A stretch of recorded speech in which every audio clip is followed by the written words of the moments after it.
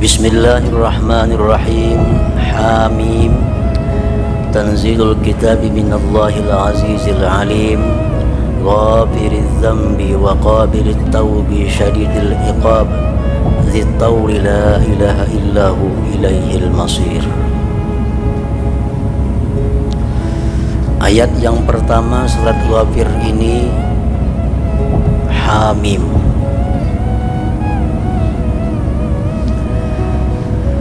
Diturunkan Al-Quran dari Allah yang tidak ada tandingannya dan yang maha mengetahui. Ghafiriz zambi, yang mengampuni dosa, wa qabilit taubi, yang menerima tobat, syadidil iqab, yang bersangatan azabnya, yang punya keluasan dan kekayaan, tidak ada Tuhan selain Dia, kepadanya lah kembali.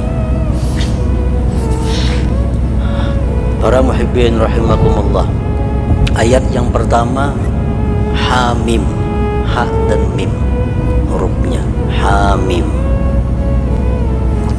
Sebagian ulama tafsir berpendapat Hamim itu artinya adalah hummal amru, telah ditetapkan segala perkara, telah diputuskan segala perkara, baik yang akan terjadi ataupun yang terjadi sekarang, yang terjadi dahulunya, semuanya tidak lepas daripada yang ditetapkan Allah pada masa dahulu kana. Hummal amr. Sab'u suwarin bil Qur'anil Karim tubda'u bihamim. Ada 7 surah di dalam Al-Quran yang mulia yang dimulai dengan Hamim ini. 7 surah yang permulaannya Hamim. Yang pertama surah Ghafir yang kita baca ini, dan akhirnya surah Al-Ahqaf. Rasulullah sallallahu alaihi wasallam bersabda, Al-hawamim sab'un wa abwabu jahannam sab'un taji'u kullun minha taqifu ala babi hadhil abwab taqulu Allahumma la tudkhil min hadzal bab man kana yu'minu bi wa yaqra'uni. Akhrajahul Baihaqi. Rasulullah bersabda bahwa Hamim itu ada 7, termasuk surat Ad-Dukhan. Hamim. Hamim dalam Al-Quran ada 7 kali, dan pintu-pintu neraka Jahannam sebanyak 7 buah. Pintu neraka Jahannam ada 7 pintu. Datanglah tiap-tiap satu daripada Hamim tadi berhenti di atas pintu dari pintu-pintu neraka itu. Satu Hamim jadi satu pintu penjaga neraka. Satu Hamim, satu pintu menjaga. Hamim tadi berkata, Ya Allah, jangan kamu masukkan dari ini pintu orang yang adalah dia beriman denganku dan membaca aku di dalam dunia. Jadi artinya surat-surat Al-Quran yang dimulai dengan Hamim itu bermanfaat, berfaedah untuk mengandang kita jangan sampai masuk ke dalam api neraka. Karena tiap-tiap Hamim itu nanti akan berjaga di pintu neraka Jahannam itu.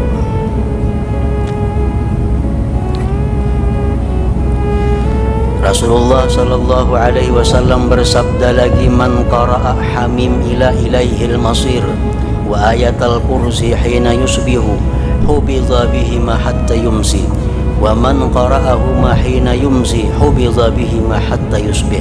Akhrajahu Tirmidzi. Rasulullah bersabda, siapa yang membaca Hamim sampai ayat yang ketiga tadi, ilaihil masir, ditambahnya dibaca ayat kursi di waktu pagi, maka bala sampai petangnya. Dan siapa yang membaca Hamim tadi sampai kepada Al-Masir ditambah ayat kursi pada waktu petang, dia akan dipelihara daripada bala bencana sampai di waktu pagi. Sabda Rasulullah Sallallahu Alaihi Wasallam. Ini sebagian kecil daripada fadilat atau keutamaan yang diberikan Allah kepada surat yang ada Hamim itu.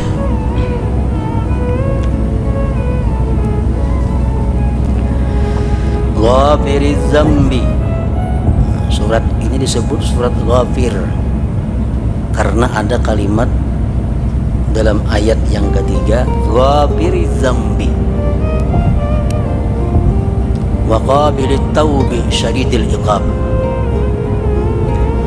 Ghafiriz Zambi artinya Allah Subhanahu wa ta'ala itu mengampuni dosa bila taubah, dengan tidak ada tobat. Artinya Allah Subhanahu wa ta'ala itu bisa memberikan ampunan kepada kita ini walaupun kita kada bertobat kepada Allah. Ghafiriz Zambi. Ada dosa-dosa tertentu yang diampuni oleh Allah walaupun kita kada minta ampun.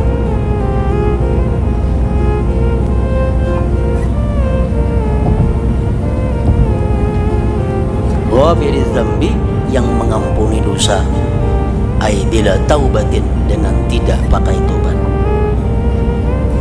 Para muhibbin rahimakumullah, ada berbagai macam sebab yang menyebabkan dosa kita ini dihapus oleh Allah walaupun kita kada minta ampun, walaupun kita kada tobat. Tapi menurut para ulama mengatakan yang dimaksud dengan dosa-dosa itu adalah dosa-dosa yang sifatnya saghair atau dosa-dosa kecil, atau dosa-dosa yang hanya hubungannya kepada Allah Subhanahu wa ta'ala. Rasulullah SAW bersabda, man qala subhanallah wa bihamdi bil yaumi mi'ata marrah huttat khatayahu wa in kanat mithla zabadil bahar. Siapa-siapa yang berkata, ujar Rasulullah, subhanallah wa bihamdi dalam sehari 100 kali, digugurkan dosa-dosanya sekalipun dosa-dosanya itu sebanyak buih yang ada di lautan di dalam dunia ini. Nah, kita ada minta ampun kepada Allah, kita kada tobat, cuma kita mengatakan subhanallah wa bihamdi, subhanallah wa bihamdi, subhanallah wa bihamdi 100 kali sehari. Berkat perkataan itu Allah ampuni dosa kita walaupun dosa kita sebanyak buih yang ada di lautan. Nah, ini Ghafiriz Zambi, Allah yang maha pengampun dosa. Jadi Allah mengampuni dosa kita berkat kita bertasbih kepada Allah Subhanahu wa ta'ala, mensucikan Allah Subhanahu wa ta'ala.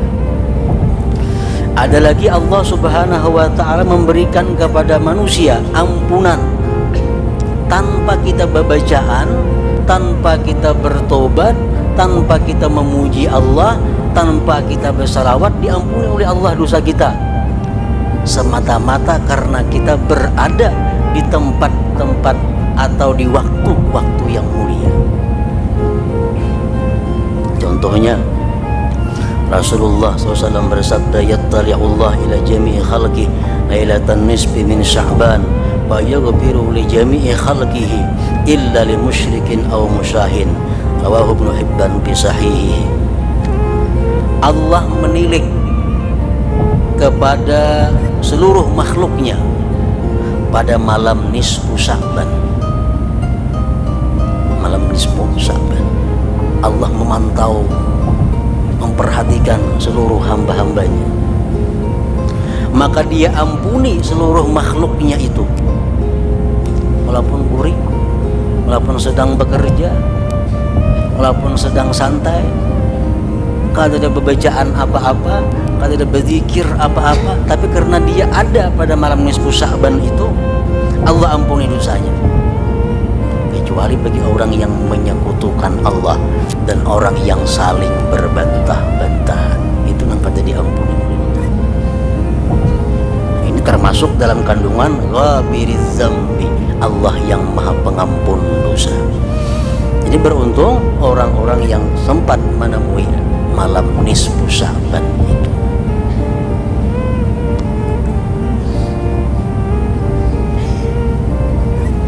Nah, para muhibbin rahimakumullah, kemudian ada lagi Allah Subhanahu wa ta'ala memberikan ampunan kepada kita dengan sebab kita membaca sesuatu tapi di waktu tertentu. Rasulullah SAW bersabda, man qalaha, yakni Allahumma salli ala Sayyidina Muhammad an-nabiyil ummi wa ala alihi wa sallim ba'da salatil asar yawmal jumu'ah 80 marrah ghufirat lahu dhunubu 80 sana. Siapa yang mengata, ujar Rasulullah, Allahumma salli ala Sayyidina Muhammad an-nabiyil ummi wa ala alihi wa sallim, sesudah sembahyang asar tapinya hari Jumat, diampuni Allah dosanya selama 80 tahun. Padahal kita kada minta ampun kepada Allah, kita kada tobat kepada Allah. Cuma karena kita membaca salawat kepada Nabi sesudah asar pada hari Jumat, Allah berikan ampunan yang banyak kepada kita. Nah, termasuk dalam kandungan kalimat ghafiriz dzambi, Allah maha mengampun segala dosa-dosa hambanya. Para muhibbin rahimakumullah, kemudian sambungan ayatnya lagi, ghafiriz dzambi qabilit taubi, dan Allah menerima tobat. Nah, artinya ada dosa-dosa manusia yang kada bisa diampuni Allah melainkan dengan tobat, dan Allah menerima tobat itu. Nah, ini dosa-dosa besar, dosa-dosa yang ada sangkut pautnya kepada makhluk yang lainnya, itu kada terampuni dengan ghafiriz dzambi tadi, tapi mesti dengan tobat kepada Allah Subhanahu wa ta'ala. Seperti dosa-dosa yang disebutkan pada minggu yang dahulu tentang kelakuan orang yang zalim. Nah, itu kada bisa diampuni Allah dengan hanya malam nisfu Sya'ban, dengan hanya membaca salawat. Ini mesti tobat kepada Allah Subhanahu wa ta'ala. Kita menggibah seseorang contohnya, walaupun kita bersalawat, walaupun kita istighfar, kada diampuni Allah. Kenapa? Karena ada kurang lagi syaratnya.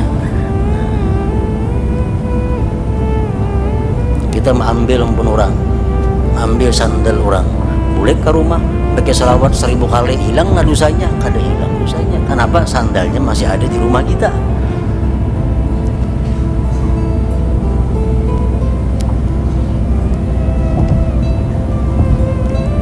Qabilit taubi, yang menerima tobat. Al-Imam Al-Ghazali rahimahullah berkata, inna taubata idza istajma'at syara'itaha fahiya maqbulatun la mahalata. Ujar Imam Ghazali bahwasanya tobat itu bila mana mencukupi segala syarat-syaratnya, maka dia diterima la mahalata, pasti. Kalau kita tobat kepada Allah, cukup syarat-syarat tobat, Allah pasti menerima tobat. Wa qabilit taubi, Allah maha menerima tobat, asalkan syarat tobat ini sempurna. Bila kurang syaratnya, Allah kada akan menerima tobatnya. Nah, para muhibbin rahimakumullah, sebagaimana kita tahu bahwa syarat tobat itu adalah pertama an-nadam, menyesal atas memperbuat maksiat kepada Allah, atas melakukan dosa kepada Allah, menyesal. Kayak apa bentuknya penyesalan itu? Orang pernah mencuri, orang pernah merampok, orang pernah mengambil hak orang lain, orang pernah berzina, orang pernah minum arak. Kalau dia tobat kepada Allah, mesti pertama dulu menyesal.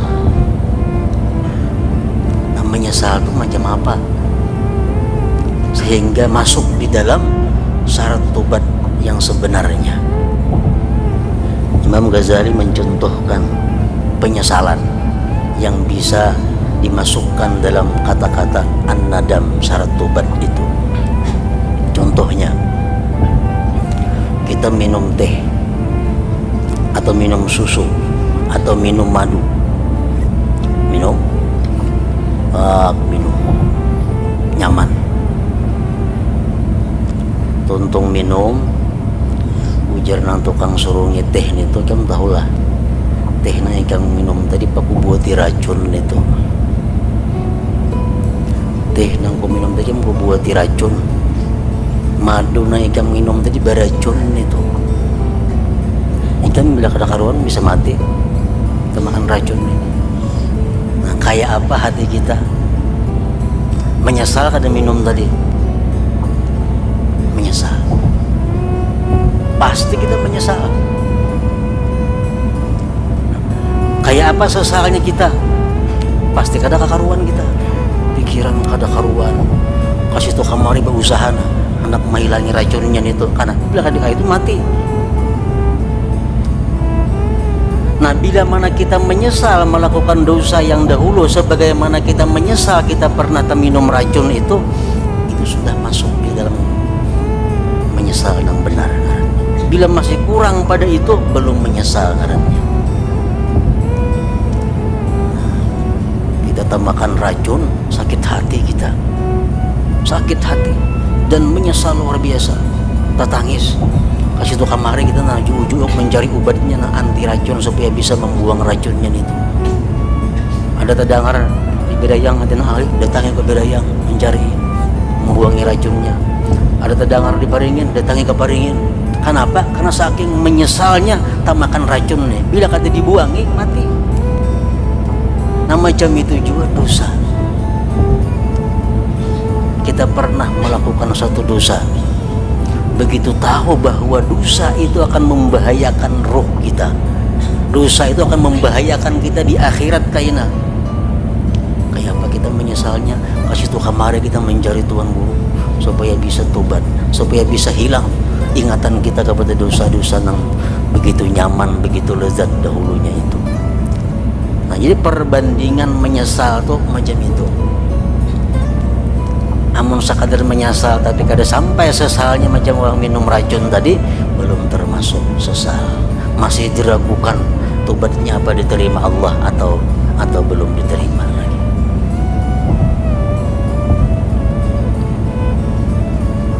Orang menyesal tuh pasti yang kedua al-iqla, berhenti, pasti berhenti. Lo minum racun, minum teh, tinggal lagi 3 jari. Jangan jerubang tuh beracun itu toh. Malah menghabiskan kita nang 3 jari ini toh. Ada pintar menghabiskan artinya bunuh diri ini toh. Pasti kita bampe bisa membuang cangkirnya itu. Nah, orang tobat tuh macam itu juga. Macam itu juga. Di rumah macam-macam ada harta, misalnya beda juntanan, buang beda juntanannya. Ini ada sandal juntanan, bulijakan sandal juntanannya. Bila kada itu kada berhenti ngarannya.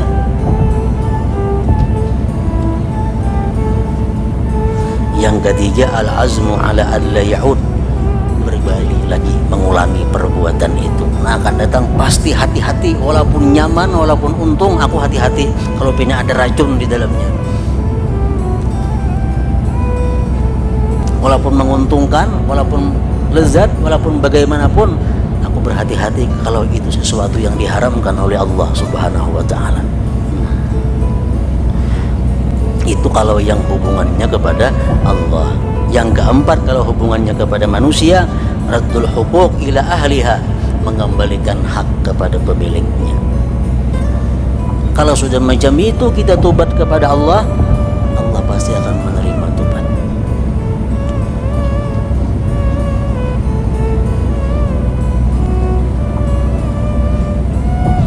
Bila kita kadang melaksanakan syarat-syarat tobat itu, Allah kada akan pasti menerima tobat yang kita lakukan itu. Jadi kita mesti menyesal, mesti berhenti, mesti kadang ulang lagi bercita-cita dan mengembalikan milik orang lain kepada pemiliknya.